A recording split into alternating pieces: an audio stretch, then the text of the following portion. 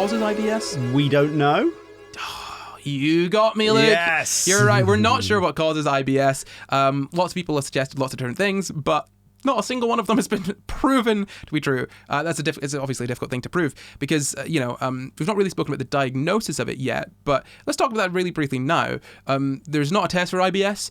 There are some tests that they can do to rule out other things, but what IBS essentially is you have these issues with no sort of discernible cause. It's not these other things. So we call this IBS, right? If you've got, if you don't have celiac disease or inflammatory bowel disease, but you've got these sort of symptoms and you've not got a few other things, they'll sort of say, well, this is IBS. Even though if you look at IBS, there's different types of IBS and there's some overlap between those types and also some things that are just quite different, and there's different causes for IBS. It's really weird. It's kind of become a sort of catch-all for it's not this stuff. So it very much is an umbrella term. And does that mean that if you have a diagnosis of IBS, somebody else with a diagnosis of IBS might actually, the causes of their IBS might be entirely different to the causes of your IBS? Yeah, absolutely. But also what that means is because there's no specific test for IBS, and you've basically got to rule out other things, it could just mean that you have two completely different things there, two completely different things going on. Someone could have been misdiagnosed and actually have some other issue, some other issue going on. And even then, the big group of people that we say have IBS could have a multitude of different things, right? It's really, you say it's a sort of an umbrella term, and I don't necessarily disagree with you, but I would hesitate to call it that because it's more of just a catch-all to me, right? Those, I don't know why, those two things have a sort of different, they sit differently in my brain. Whereas an umbrella term is like, yeah, we're including all of this stuff here, to bring all these things together.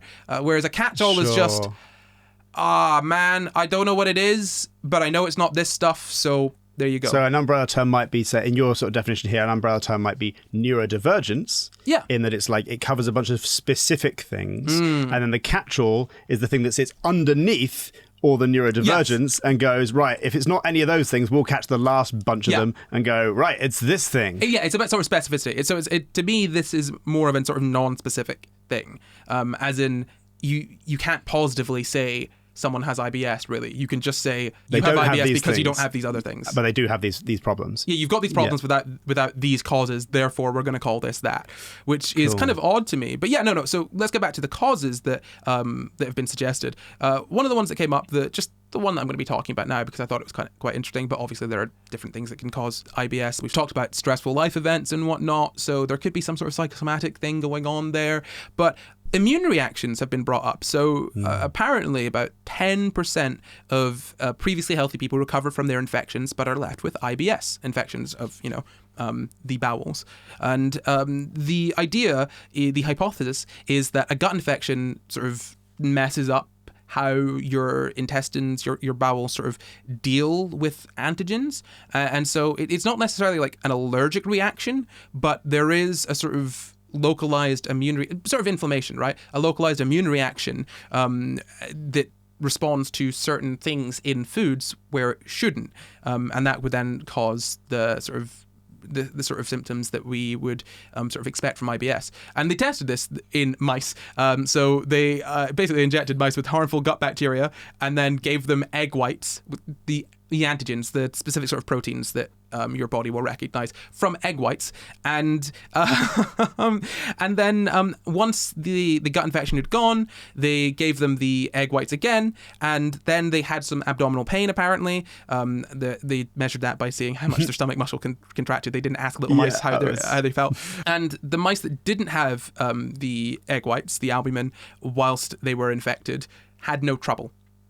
Apparently, which I find quite interesting. And then they also went on to talk about, this was from an article, they also went on to talk about how that immune reaction might not be there in different types of IBS, because infection-induced IBS is only one of a few different categories. As I said already, there's IBS linked to sort of stress, more sort of mental stuff. So kind of figuring that out as well is kind of what people are starting to do. It's kind of what people are doing. We're trying to figure out essentially what causes IBS, and we don't know. And again, I think it's going to be really difficult. It's really difficult to find out a cause of something when that thing isn't a thing. It's like itself. cancer. It's like lots of things. Yeah. Well, I mean, cancer is different because cancer is one thing. Okay. Ultimately, we know the problem. Yes. Well, no, I get where you're coming from, but I mean, not for your sake, but for anyone listening, cancer is the growth of the unregulated growth of cells, right? Basically, what happens is in your cells, they've got little things in them that say you need to die now. Time's up, die, right? Or stop replicating and die, right?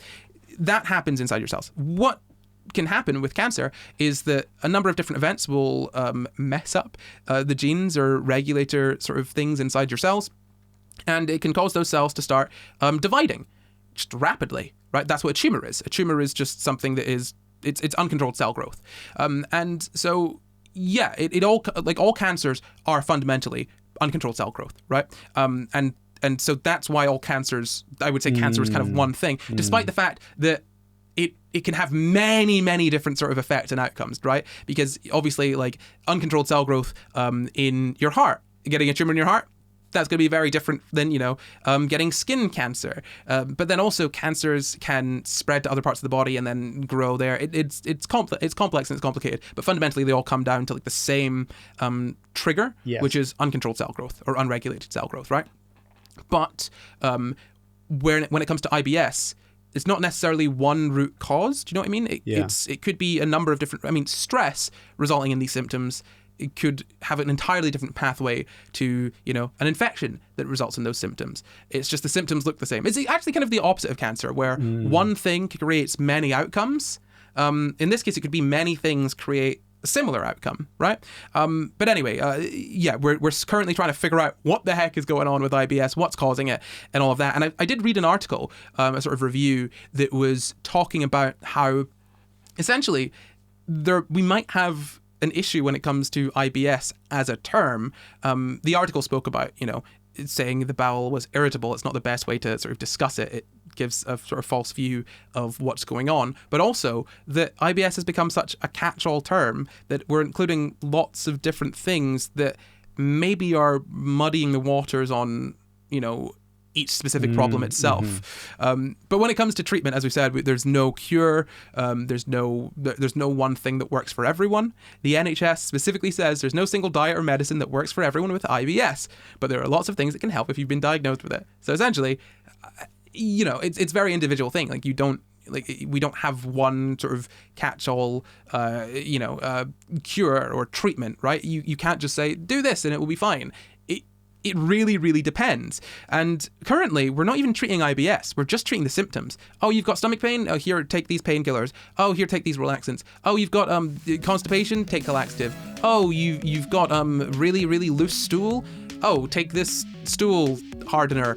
I can't remember the thing. But do you know what I mean? Like, we're treating the symptoms. We're not treating the thing itself.